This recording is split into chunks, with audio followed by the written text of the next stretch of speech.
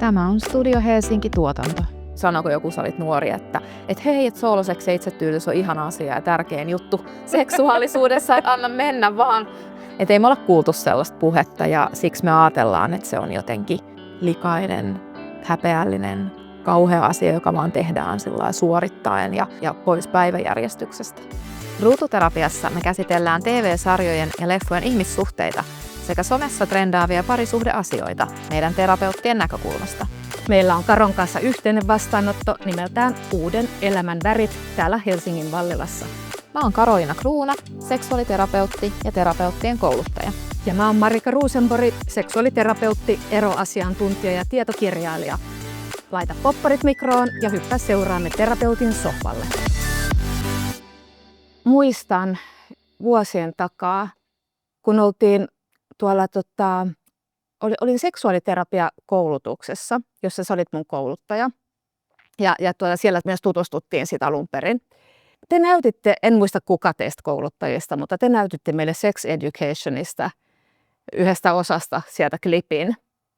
Ja sitten sen perusteella käytiin jotain keskustelua.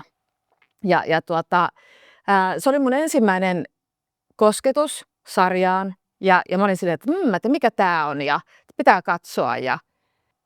Ja mä siis aivan niinku hurmaannuin ja ihastuin siihen. En pelkästään sen takia, että siinä puhutaan seksistä niin avoimesti ja arvostavasti ja niinku ymmärtävästi, vaan niinku myös sen takia, että se antaa niinku näköalan niinku tosi niinku moneen muuhunkin semmoiseen vuorovaikutukselliseen haasteeseen ja kohtaamiseen, missä me kaikki tarvittaisiin apua.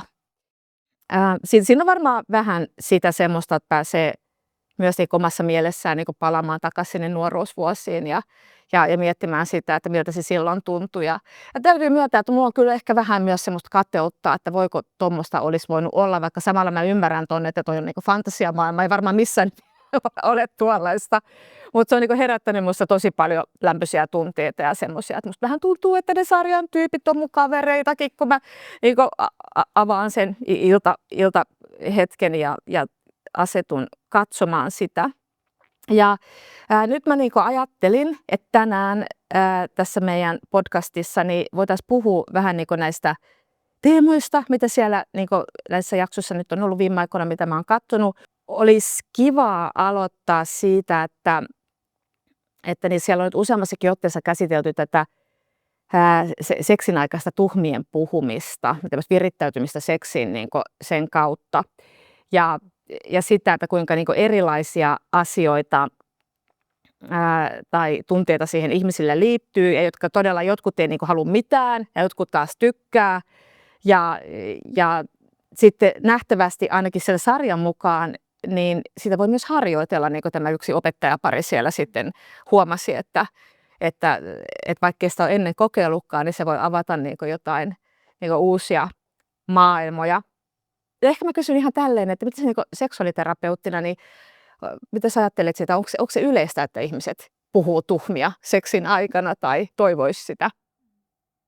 Sanoisin, että on aika yleistä. Se voi olla niin, että ihmiset ei oikein sitä edes miellä sille tuhmien puhumiseksi, vaan se on sitä, että me puhutaan jotakin seksin aikana, jotain sellaista, mikä on kiihottavaa ja virittävää. Siinähän oli just tämä opettajapariskuntakin, niin se ei ollut varsinaisesti ne sanat ja se, että mitä he puhu, vaan se oli enemmänkin se semmoinen jotenkin energia, mikä siinä oli ja sellaiset äänensävyt ja äänenpainot ja se, että siinä oli semmoinen niin kuin kiihkeä intensiteetti niissä sanoissa, mutta ne sanathan voi olla ihan mitä vaan. Mutta sanoisin, että aika yleistä, mutta ihmiset ei välttämättä ehkä niin kuin itse miellä sitä tuhmien puhumiseksi, sellaista seksipuhetta.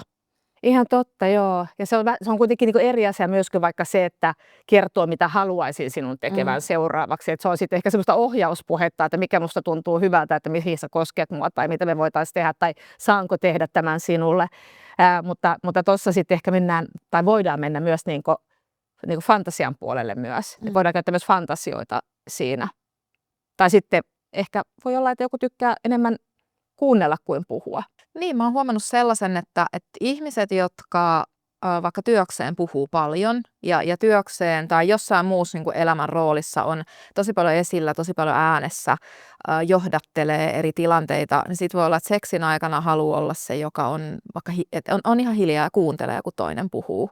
Kuuntelee sitä, kun toinen puhuu vaikka siitä, että mitä haluan tehdä sinulle tai miten kauniilta näytät tai seksikkäältä näytät ja on vaan siinä ikään kuin silleen vastaanottavaisessa roolissa, koska sit saa vaan olla versus sit se, että muussa elämässä on aika paljonkin itse vastuussa. Mutta eikö voi olla myös niin, että on ihmisiä, joita voi häiritä keskittyminen seksiin, jos on niinku aistien kautta tulee jotakin niinku ylimääräistä informaatiota heidän kannalta. Joo, ehdottomasti. Että sehän niin kuin, meillä on erilaisia tapoja heittäytyä siihen seksiin ja toisille se voi olla, että kuuloaisti on esimerkiksi on tosi virittävä ja sitten taas toiselle se voi olla, että se on aikamoinen turn off, että jos sun pitää keskittyä siihen, mitä sä kuulet. Samalla tavalla sitten toista on visuaalisempia ja toiselle se tuntoaisti ja koskettaminen on tärkeä ja toiselle vaikka maku- ja hajuaisti ja sitten taas toiselle, jos ne korostuu liikaa, niin sittenhän se voi olla sellainen, että ei tätä, niin kuin, ei missään tapauksessa. Et ehkä tässäkin on niin kuin tosi tärkeää tunnistaa se, että mikä on se oma tapa kiihottuu ja mikä on se oma tapa virittyy. Vaikka nyt just toi tosi hyvä, että sä mainitsit nuo aistit, että minkä aistin kautta itse niin virittyy siihen seksiin ja mikä vaikka herättää seksuaalista halua. Joillekin se on se puhe. Kyllä. Niin ja sitten todella kuulla. on ihmisiä, jotka sanoo, että ne ei voi niinku keskittyä, jos se on vaikka ihan hiljasta niinku siihen niinku kehon tuntemuksiin. Ja mikä voi tietysti olla myös niinku neurokirjo-ominaisuus. Ja sitten taas toisaalta usein törmätään myös tähän väitteeseen, että miehet on visuaalisempia, että miehet kiihottuu enemmän niinku näköaistin kautta. Ajattelet sä, että tämä väite pitää paikkaansa vai onko tämä vaan huhu? No mä sanoisin, että se varmasti pitää paikkansa joidenkin kohdalla, mutta ei voida yleistää niin, että kaikki miehet olisi visuaalisia, vaan että se on tosi ihmisestä riippuvaa, että mikä meille on se virittävä aisti. Että en yleistää sitä sukupuoleen liittyen. Vai yleistää sit sä tai mitä sä ajattelet? En tiedä sitä tietysti, jos joskus törmännyt johonkin väitteeseen, että se on tullut vastaan jossakin, se tietysti kiinnittää sitä, että se rupeaa vahvistumaan, että sä rupeat huomaamaan sitä, kun sä saat muualta siihen jotain palautetta. Niin. No mä oon niinku ehkä luullut niin, mutta en mäkään en sitä niinku tiedä. Ja useinhan tietysti erot on niinku yksilöiden välillä suurempia kuin sukupuolten välillä, niinku monessakin asiassa, mitä niinku tulee seksuaalisuuteen. Ja sitten taas toisaalta mä kyllä arvaisin, että nythän on aika kovassa nousussa ollut myös nämä tämmöiset niinku romaanisarjat, mitkä on tämmöisiä hyvin niinku seksuaalisia. Niitä tehdään paljon maailmalla ja Suomessakin on tullut. Ja arvaisin kuitenkin, että niitä enemmän lukee naiset kuin miehet kuitenkin. Että ne on niinku selvästi markkinoituja sitten niinku naisille. Eli se, että semmoisenkin väitteen olen joskus kuullut, että naiset kuitenkin niinku lukemisen kautta niinku voivat niinku kokea niinku seksiin liittyviä aistimuksia niinku helpommin kuin miehet. Tai harvemmin, en mä varmaan kuullut tai että joku mies joskus sanoisi, että se lukeminen sinänsä on hänelle niinku semmoinen, että mieluummin kääntyy sitten joku visuaalisemman puoleen. Mutta toki maailmahan on visuaalinen tänä päivänä ja jos mietitään, että mitä se taas oli just joskus 30 vuotta sitten, niin se oli erilaista kuin tänä päivänä. Kaikki visuaalinen materiaali on niin helposti saavutettavissa myös ja nopeasti. Toi oli hyvä, että sä mainitsit tuon lukemisen, koska siitä mä muistin yhden tavan puhua ikään kuin ns-tuhmia seksin aikana, se, että luetaan toisille vaikka jotakin, vaikka tällaista kirjaa, mitä sä nyt tuossa mainitsit, mutta jotakin erottista kirjallisuutta, niin sitähän ei tarvitse keksiä itse sitä sisältöä, vaan voi ottaa, no netissähän on hirveästi erilaisia novelleja ja fantasiatarinoita ja se, että niitä voi lukea, tai sitten, että luetaan ihan kirjaa toisille, se voi tapahtua etänä, se voi olla videona etänä tai puhelimessa etänä tai viestitse sitä, kirjoitetaan sitä tarinaa, mikä siinä on siinä kirjasta ja sitten, että ollaan sängyssä kainalossa ja luetaan toisilleen. Koska moni kokee sen sellaiseksi ehkä kynnykseksi, että ei oikein tiedä, haluaisi puhua jotakin kiihottavaa, mutta ei oikein tiedä, mitä puhuu. Niin, se on helppo tapa aloittaa, lukea vaikka eroottisia runoja tai Kama-sutraa, ja mennään sitten vielä kauemmaksi tai jotain tämmöistä. No tähän tulee vierelle sitten tietysti myös sarjassa käsitelty tämmöinen seksiviestittely. Eli tekstiviestit tai kuvat, puhelinseksi myös. Kaikki nämäkin oli kasarilla vaan siellä luurin päässä, mutta nykyään meillä on niin kuin mahdollisuus liittää näihin vaikka niin kuin mitä mukaan. Ja näihinkin varmaan voisin ajatella, että se on paljon kiinni siitä niin kuin, jälleen kerran sieltä omista mieltymyksistä ja siitä, että mikä tuntuu omalle itselle sopivalta.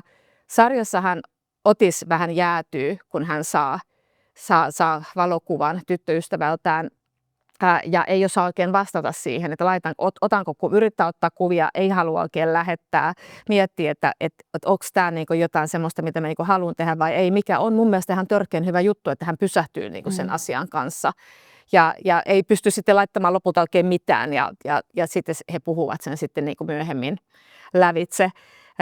Mitä sä ajattelet tästä niinku seksiviestittelystä? Onko se semmoinen, että se pitäisi puhua jotenkin suhteen alussa, että onko tämä ok meille vai ei, vai mitä se herättää? Ehdottomasti herättää alleviivaten sen suostumuksen, että mun mielestä pitää puhua alussa, että mitä me ajatellaan seksiviestittelystä, mitä se tarkoittaa, mitä siihen suhtautuu ja entä sitten kuvien lähettäminen. Et yksi kohtahan Sex Education-sarjassa oli sellainen, että lähetetään kuva harkinnan jälkeen semmoinen alaston kuva itsestään, ja toinen ei vastaa siihen mitään. Niin sitten se, että no mitä tekee sen tunteen kanssa, kun sä lähetät sen kuvan ja sitten se vastaus ei ehkä olekaan sellainen, mitä odottaa siltä toiselta. Mutta joo, ne pelisäännöt, niin kuin musta mä ajattelen, että ylipäätään parisuhteessa suhteessa ne, että minkälaiset ne suhteen säännöt on, niin tässäkin asiassa se, että mitä se seksiviestittely käytännössä tarkoittaa ja halutaanko sitä ja miten sitä tehdään ja jos sitä tehdään. No voisiko sitäkin vähän niin kuin hakea niin kuin menneisyydestä myös niin kuin siihenkin jotain aineksia ja miettiä vaikka, että miltä tuntuisi kirjoittaa vaikka ihan niin kuin vaikka käsin joku seksuaalissävytteinen kirje kumppanille ja antaa se. Niin, postikortti. Niin postelioonikin Ei ehkä niin, että sitä joku muu lukee, mutta sellainen, että valitsee jonkun ihanan kuvan. Korteissa on kaikenlaisia ihania kuvia ja sitten sä voit kirjoittaa siihen jonkun eroottisen seksikkään viestin.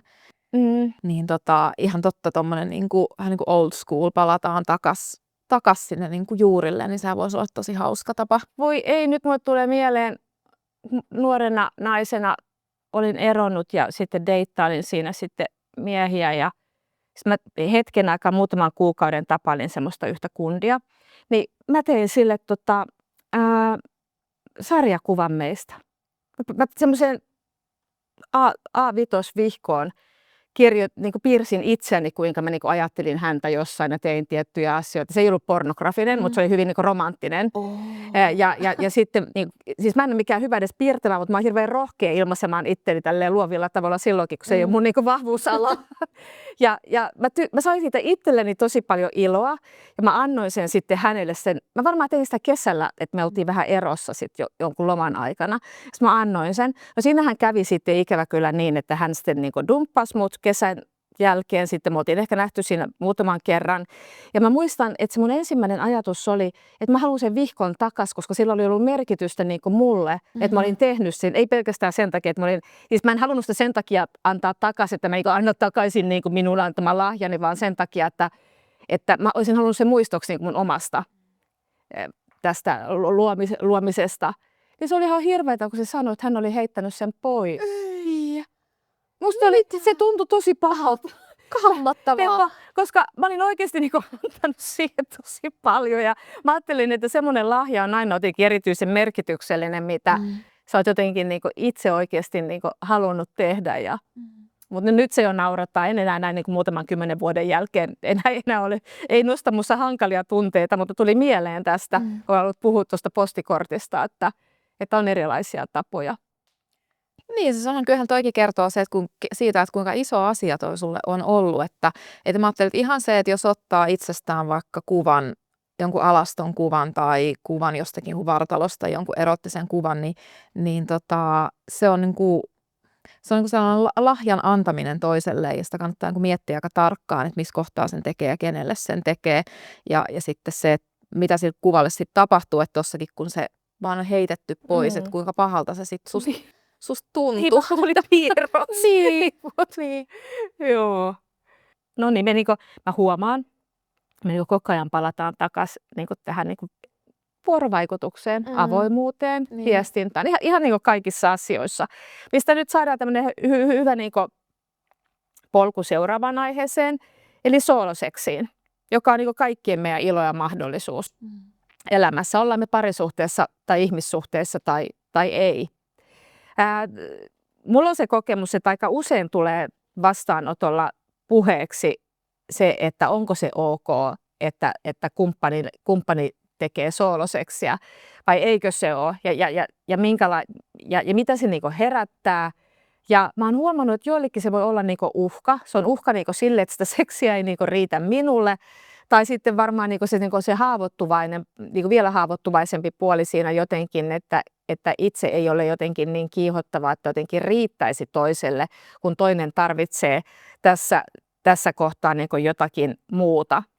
Ja sitten tietysti nämä klassikot, että toinen jää vaikka kiinni, että toinen tekee sooloseksiä ja sitten näkeekin hänet, että hän katsoo vaikka jotain aineistoa tai on puhelimella tai koneella. Niin onko sullakin, tapaat säkin työssä tämmöisiä tilanteita, että ihmiset tulisi puhumaan ihan tästä, että mitä tämän kanssa tehdään?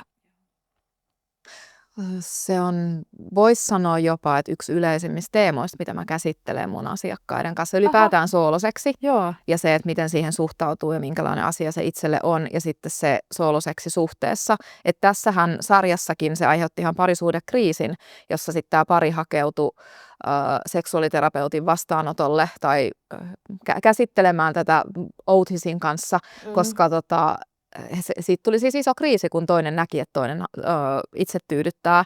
Ja se, että hei, miksi mä en kelpaa, että sä haluat mua, miksi sä valitset mieluummin sen sooloseksin. Että se on Niin ja hän vielä taisi, eikö siinä käynyt vielä niin siinä kohtauksessa, että tämä kumppani heräsi yöllä, tai että oli ehdottanut seksiä illalla ja toinen oli kieltäytynyt. Ja sitten heräsi yöllä siihen että toinen sekstaili siinä vieressä. Joo, kyllä. Että kyllähän mähän näen, että se sooloseksi on kaikkein sooloseksisuhde, eli suhde meihin itse on kaikkein tärkein seksisuhde, koska se on yleensä ensimmäinen ja yleensä myös viimeinen. ja sitä ei saisi jotenkin vaan ajatella, että nyt kun me ollaan suhteessa, niin nyt se sitten laitetaan jonnekin tonne hattuhyllylle ja ei mennä siihen nyt. Mutta ehkä tämä, mitä siinä sarjassa tapahtuu, että se tehdään noin, että toisen nukkuessa siinä vieressä, niin se on myös vähän rajoja rikkovaa. Eli ei niin, tai oikeastaan aika paljonkin, että ei niin, että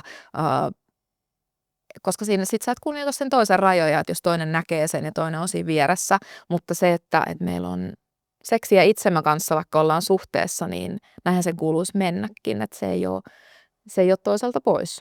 Mutta ne kaikki tunteet, mitä siihen liittyy, niin ne on aika inhimillisiä, kun ajatellaan, että kuinka iso tabu seksi ja seksuaalisuus ylipäätään on edelleenkin ja on ollut tosi pitkään, ja sitten se, että ei meille ole sanottu, vai sanoiko joku, sä olit nuori, että hei, että sooloseksi ja itsetyydytys on ihana asia ja tärkein juttu seksuaalisuudessa, että anna mennä vaan.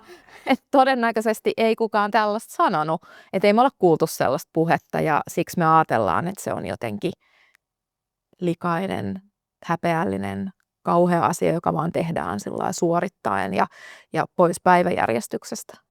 Kyllä, ei ole kertonut kukaan minulle näitä asioita silloin nuorena, mutta välillähän tulee myös semmoinen fiilis asiakastyössä, että jotkut ihmiset on vähän sitä mieltä, että heillä olisi jotenkin lupa rajoittaa sitä kumppanin itsetyydytystä, sooloseksiä tai jotenkin asettaa sille jotain ehtoja.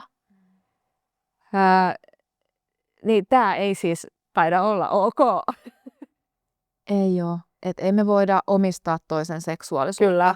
Tietenkin kun ollaan suhteessa, niin on tärkeää, no se mistä me ollaan puhuttu varmaan joka jaksossa, että se avoimuus ja kommunikaatio ja ne suhteen pelisäännöt, mutta ne pelisäännöt ei saa olla sellaiset, että minä ikään kuin omistan sinut ja nyt sun pitää lopettaa vaikka se itsetyydytys, koska sä olet mun kanssa, kun eihän se oma seksuaalisuus lopu siihen, että me ollaan suhteessa. Vaan se vaan muuttuu toisenlaiseksi, mutta ei sen suhteen itseen tarvitse loppua siinä kohtaa, kun suhde alkaa toiseen ihmiseen. Mitä sä ajattelet, että jos on niin kuin vaikeuksia omien hankalien tunteiden kanssa niin kuin suhteessa kumppanin itsetyydytykseen, niin mistä tämmöinen voi nousta, että on vaikea niin kuin sietää sitä, että kumppanilla on niin kuin oma seksielämä itsensä kanssa? Se yleensä ei liity siihen, mitä tapahtuu nyt, tai siihen, että kumppani itse tyydyttää, hänellä on sooloseksiä, vaan mennään usein siinä niin kuin sinne jonnekin vähän syvemmälle, pidemmälle, että sitä voisi lähteä miettimään siinä kohtaa, että mistä tämä kertoo, mistä tämä on viesti, että liittyykö tämä johonkin aiempaan suhteeseen, liittyykö tämä omaan seksuaalikasvatukseen ja siihen, että mitä on opetettu seksin olevan, tai että mitä se ei saisi olla, ja liittyykö siihen häpeää, liittyykö siihen se sooloseksi tabu, vai tuleeko siitä jotakin riittämättömyyden tunteita, sellainen olo, että mä en kelpaa, mä en riitä, musta on jotain vikaa. Eli siihen yhdistää ikään kuin sellaisia asioita, että siihen tulee paljon kerroksia, jotka ei oikeastaan liity siihen asiaan, kun se asiahan on se, että sun kumppanilla on sooloseksiä itsensä kanssa toisinaan, ja se ei, ole, se ei tarkoita sitä, että sä et olisi riittävä, tai sä et kelpaa, tai sussa olisi jotain vikaa, tai että hän mieluummin valitsisi sen oman itsen. Kyllä. Vaan se on niin kuin sen ihmisen omaa seksuaalisuutta, joka hänellä on ollut sitten jo vuosikymmeniä ennen kuin se suhde on edes alkanut.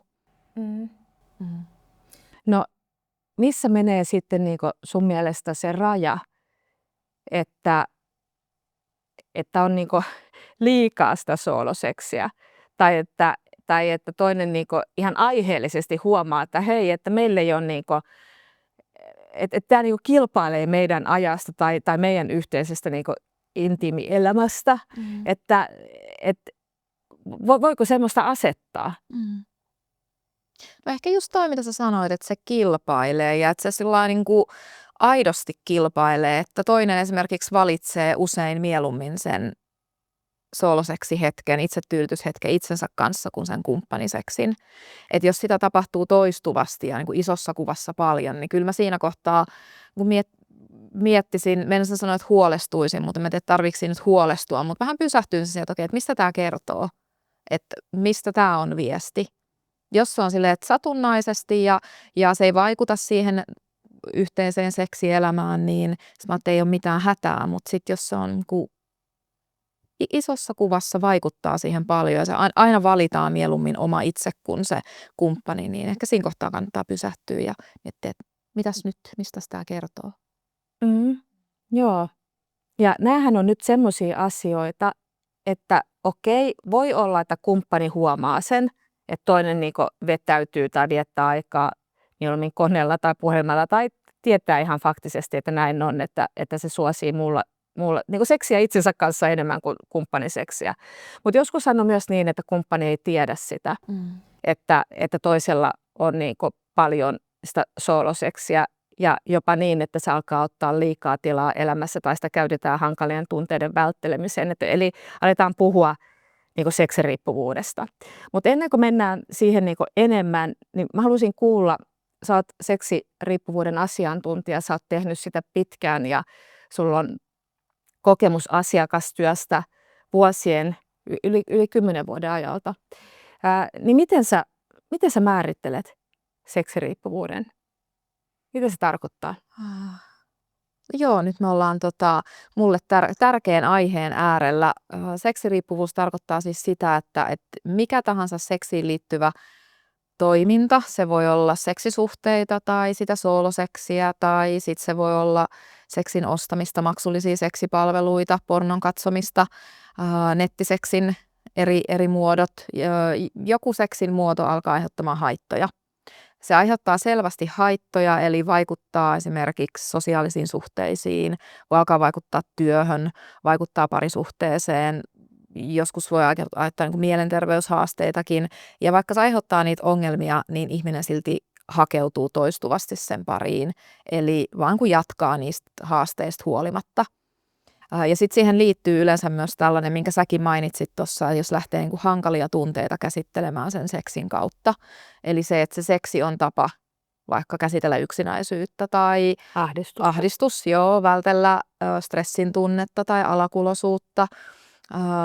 keino niin kuin jotenkin piristää sitä niin kuin mielialaa tai rauhoittaa omaa mielialaa, jos on kovin semmoinen levoton tai ylivireä olo. Ja tätähän me tehdään Niin kaikki jollakin sehän on tavalla. sinänsä normaalia. Niin, kyllä, mutta sitten jos se on niin kuin sanoin, oikeastaan lähes ainoa keino, että sulla ei ole mitään muita siinä sun niin kuin keinovalikoimassa käsitellä näitä vaikeita tunteita kuin seksi, niin silloin voitaisiin ajatella, että se voisi olla seksiriippuvuus. Eli aiheuttaa haittoja pitkäkestoisesti, ihminen silti toistaa sitä niistä haitoista huolimatta, ja se on myös tällainen tunnesäätelykeino. Okei, Kuulostaako tutulta? Kuulostaa tutulta, kyllä. No. Mutta onko siinä olennaista siis se, että se aiheuttaa ihmisille itselleen kärsimystä? Ehdottomasti. Sitähän ei voi kukaan ulkopuolinen määritellä, ja sitä ei voi määritellä niin, että koska se minusta tuntuu pahalta se käyttäytyminen. Että jos me ajatellaan tätä tilannetta, mikä on sarjassa, eli Otisin isällä on ehkä seksiriippuvuus, se niin kuin sanotetaan, niin mä sen, niin kuin, sitä vähän silleen kyseenalaistan, että kukaan ei voi, niin kuin sen jonkun yksittäisen käyttäytymisen, on se vaikka uskottomuutta, me ei voida sitä kautta määritellä, että sen taustasyy on se seksiriippuvuus, vaan sen täytyy aiheuttaa nimenomaan sille ihmiselle itselleen tosi isoja haasteita elämässään ja elämänhallinnassa, ja ei vaikka niin, että no kun kumppani pitää esimerkiksi itsetyydytystä vääränä tai soloseksiä vääränä ja sitten toinen tekee sitä, no onhan sillä varmaan seksiriippuvuus. Niin, tai se, että toinen haluaa useita kertoja viikossa seksiä ja itselle riittäisi joka toinen viikko kerran, niin sekään ei tarkoita sitä, että tämä, joka haluaa vähemmän seksiä, voisi määritellä tämän toisen, että sillä on joku ongelma. Että vähän niin kuin jos sit laittaa toisinpäin, niin sekään ei ole ongelma, että kumppanini haluaa niin harvoin seksiä, että minun pitää viedä hänet lääkäriin, että se saadaan kuntoon, koska jos ei se ole kumppanille ongelma, niin se ei ole ongelma. Että niin kuin toisinpäin katsottuna. Joo, kyllä.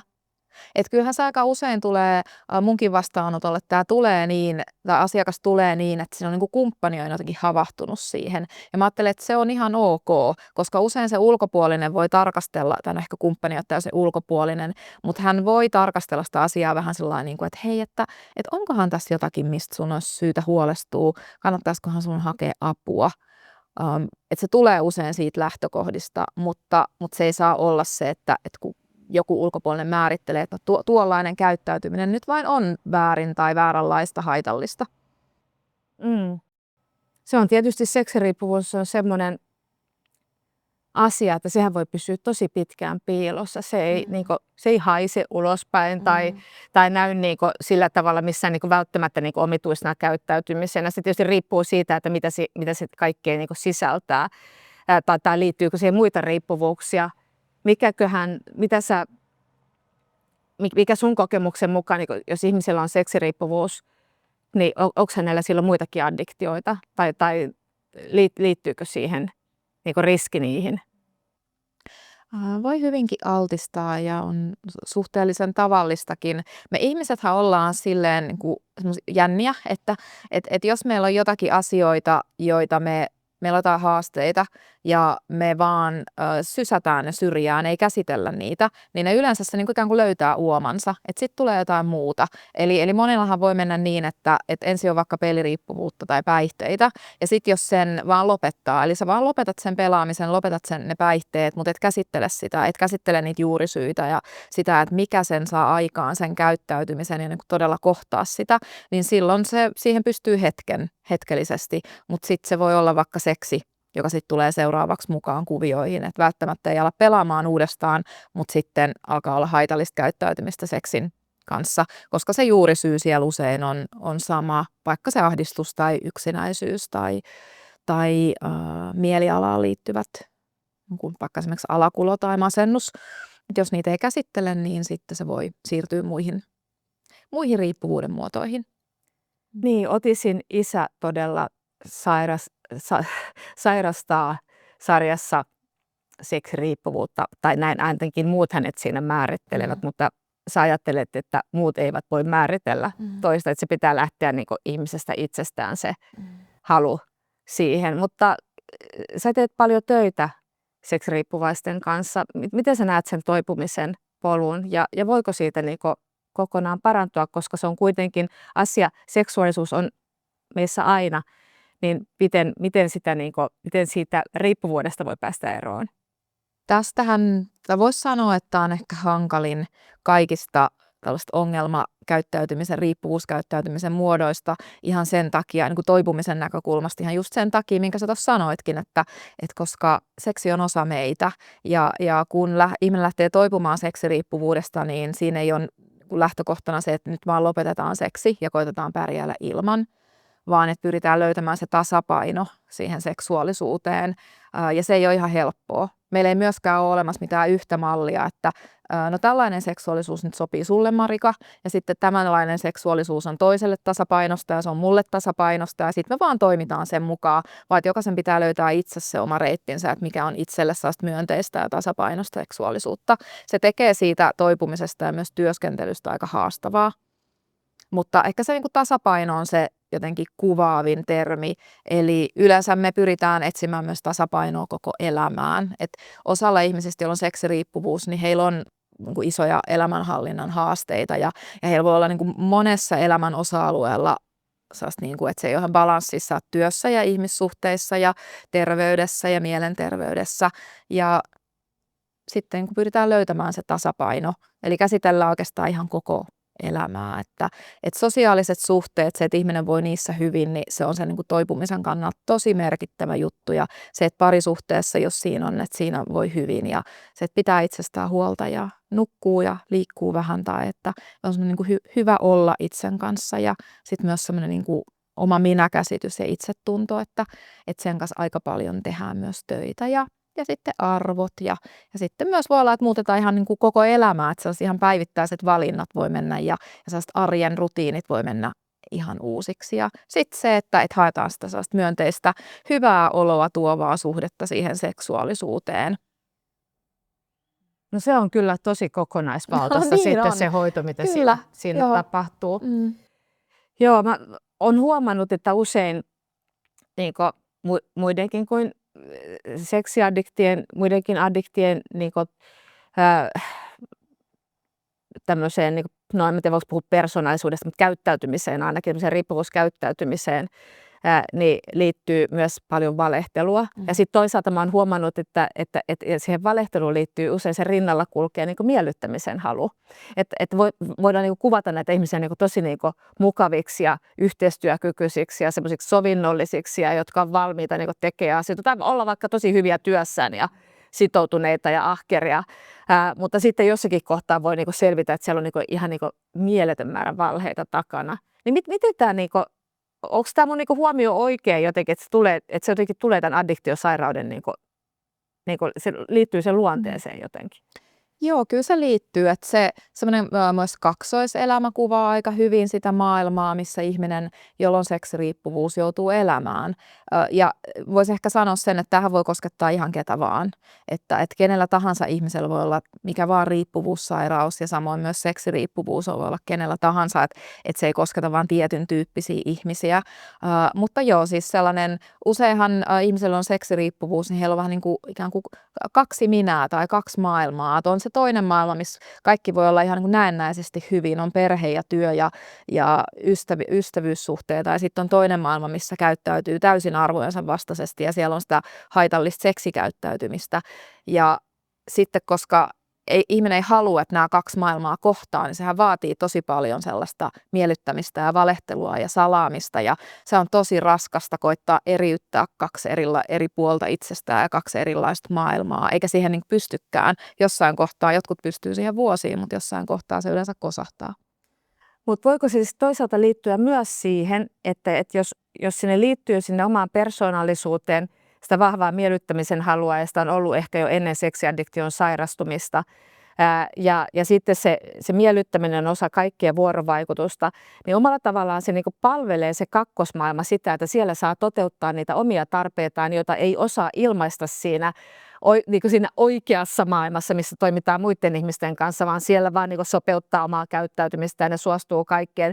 Niin sitten kun se ovi menee kiinni ja mennään sitten sinne addiktin maailmaan, niin siellä sä sit niinku voit priorisoida itsesi ja toteuttaa sitä puolta itsestä, mitä sä et jotenkin osaa tehdä sillä, niinku, siellä toisella puolella. Saat sä kiinni, mitä mä tarkoitan tällä? Joo, kyllä mä luulen, että mä saan. Aika hyvinhän sä kuvasit sitä, että se on ikään kuin semmoinen meni se onkin ihan toisenlaiseen kuplaan, vähän niin kuin toisenlaiseen todellisuuteen. Ja oikeastihan ne on kaksi ihan täysin samaa todellisuutta, mutta se voi tuntua siltä, että se on vähän niin kuin semmoinen pako jonnekin ja pako jostakin. Ja ehkä se, mitä mä tuossa unohdin aikaisemmin sanoa, niin tässähän on niin kuin tunnetaidoista ja tunnesäätelystä kyse, eli siitä, että nämä ihmiset, joilla on seksiriippuvuus, niin he niin kuin osaa käsitellä niitä tunteita, he ei osaa kohdata niitä tunteita, ja sitten sä sen seksin kautta yrität käsitellä niitä tunteita, että siinä kuplassa ja siinä rinnakkaistodellisuudessa kuvittelet, että sä saat helpotusta vaikka siihen yksinäisyyteen tai ahdistukseen, mutta eihän se oikeasti auta mitään. Ja se, että oppisit siinä niin kuin oikeassa elämässä ja tosielämässä, että sä oppisit kohtaamaan ja käsittelemään niitä tunteita ja löytäisit niitä muita tapoja, niin se on aika keskeinen juttu. Kyllä. Eli niin, oppia puhumaan myös niin kuin omista tarpeistaan ja oppia tulla niin kuin näkyväksi niin kuin myös hankalien tunteiden kanssa. Ja niin, no aina palataan tähän rajoihin tietenkin myös, että rajoihin kuuluu se, että osaa sanoa ei, kun siltä tuntuu, että ei halua jotakin. Mutta siinähän on toinen puoli, että meidän pitää myös osata sanoa, mitä me tarvitaan ja pystyä ilmaisemaan tarpeitaan. Ja kaikissa itse asiassa näissä, mitä nyt tänään ollaan sun kanssa puhuttu, niin nämä on niin kuin tosi niin kuin merkityksellisessä kohtaa. Me ollaan siellä ihmisyyden ytimessä niin sanotusti. Niin ollaan. Sitten jotenkin se, kun mä rakastan tätä sarjaa ihan yhtä paljon kuin sinäkin. Niin. Mä olin se kouluttaja, joka sun seksuaaliterapiaopinnoissa valitsi yhden pätkän tästä. Ja nyt tuli tämäkin siellä. Mä etsin tosi pitkään sitä, että minkä mä haluan näyttää. Ja lopulta mä näytin sitten sellaisen, missä yksi henkilö itse tyydyttää eri tilanteissa, sooloseksailee eri tilanteissa hyvinkin innokkaasti. Löytää sooloseksin ilot. Mä näytin teille sellaisen. Kyllä. Mutta niin, rakastan tätä sarjaa. Mutta mä ajattelin, että tämä on tosi, jos me ajatellaan vaikka yksi tekijä seksiriippuvuuden taustalla on se, että ihmiset ei ole saanut seksuaalikasvatusta. Eli alun alkaenkin siihen seksiin on muodostunut jotenkin hähmäinen, epämääräinen, hankala suhde. Ja sitten kun siihen lisätään ne tunnetaidot, että sä et osaa oikein käsitellä tunteita muulla tavoin kuin ehkä vaikka itsetyydytyksen kautta, niin meillä on siinä aikamoinen soppa valmis. Ja sitten kun meillä on näin ihana sarja, missä missä puhutaan. Ja normalisoidaan. Niin, normalisoidaan ja missä seksi on sellainen niin kuin ihana, hieno asia ja mistä voi puhua ja mistä voi kysyä ja mihin voi myös hakea apua, jos joku siinä mietityttää, niin se on nyt ensinnäkin vahvistaa sitä avoimuutta, mistä me koko ajan puhutaan. Ja sitten se, että jos maailma olisi tällainen, mitä Sex Educationissa on, niin ei meillä olisi seksiriippuvuutta, tai sitä olisi ainakin todella paljon vähemmän. Kun nyt se kuitenkin koskettaa sellaista noin 4% väestöstä tai aika isosta määrästä me puhutaan, niin se olisi paljon pienempi se, jos olisi Sex Educationin kaltainen maailma, jossa puhutaan seksistä ja jossa voit olla just sellainen kuin sä oot. Kyllä, joo. Siis tunteistahan siinä sarjassa on niin kuin lopulta niin kuin paljon kyse ja siitä, että pyritään niin kuin kohtaamaan ja käsittelemään tunteita niin, että ne ei ole vaarallisia. Niin kuin todella vaikeissakin tilanteissa, kun nousee hankalia tunteita, niin niitä niin kuin kaikkia pystytään käsittelemään. Ja se on jotenkin ihan niin kuin törkeän liikuttavaa ja sitten tulee hyvä mieli, että tämmöinen maailma voi parhaimmillaan olla. Mutta hei, mä haluaisin vielä tähän loppuun kysyä sulta semmoista, tai itse asiassa mä kysyn ensin itseltäni ja sitten vasta sinulta. Että me mennään ikäjärjestyksessä. Mä oon siis ollut teini 80-luvulla ja silloin siinä niin kuin maisemassa kohdannut sitten sen heräävän seksuaalisuuden ja aloittanut ihmissuhteita. Ja sehän oli ihan niin kuin törkeän hirveä kohta. HIV, AIDS tuli silloin. Kaikki lööpit huusi sitä, että suojautukaa seksiä. Tätä ei ole vain homojen tautia, tätä on kaikkien tautia. Älkää käyttäkö julkisissa vessoissa vessapaperia, koska HIV leviää vessapaperin kautta. Ja jos se leviää nyt jo vessapaperin kautta, niin mitä sitten että sä niin vaikka pussaat jotakin tai tapahtuu jotain tämmöistä. Muutenkin koko sen ajan maisema niin oli niin kuin, no ehkä niin kuin sillä tavalla, ehkä se ei ollut nautintokielteinen, mutta ei sitä nautintoa meille niin kuin nuorille alleviivattu. Meitä peloteltiin. Tietysti on hyvä puhua turvaseksistä, mutta on tietysti myös merkitystä sillä, että millä tavalla niin kuin siitä puhuu. Ehkä semmoinen niin kuin iloisempi asia jotenkin, mikä siihen aikaan liittyy, oli makukondomit. Mä en tiedä, onko niitä enää nykyään olemassa. Eihän ne niin hyvältä maistunutkaan, mutta sillä varmaan niin pyrittiin tuomaan siihen sitten jotain semmoista, niin kuin, että ne ei tarvitse olla niin vakavaa, että tähän voi niin liittyä jotakin niin mukavaakin. Ja kyllä mä, niin kuin, jos ajattelen niin sitä ihan niin omaa nuoruutta vielä, niin suurimman osan niin minähän siihen aikaan sain tietenkin tiedon niin kirjoista, niin kuin varmaan muutkin ihmiset, lukemalla kirjoja ja tutustumalla sitten niin sitä kautta aiheeseen. Ja tietysti vielä se, pakko sanoa vielä, niin kyllähän se hirveän monella meillä oli niin se alkoholi kytkeytyi siihen, että ei me oikein niin uskallettu lähestyä toisiamme ilman, että otettiin sitä rohkaisua, mikä nyt on jotenkin mun mielestä tosi ilahduttavaa, että se nähtävästi alkaa tässä ajassa nyt muuttua. Ja se on, mä niin kuin tervehdin sitä tosi isolla ilolla. Mutta sä oot about mua 10 vuotta nuorempi ja sä oot Ysärillä ollut teini, niin miten sä, niin kun sä katsot taaksepäin, niin näet sen ajan? Miten se sulle silloin näyttäytyy?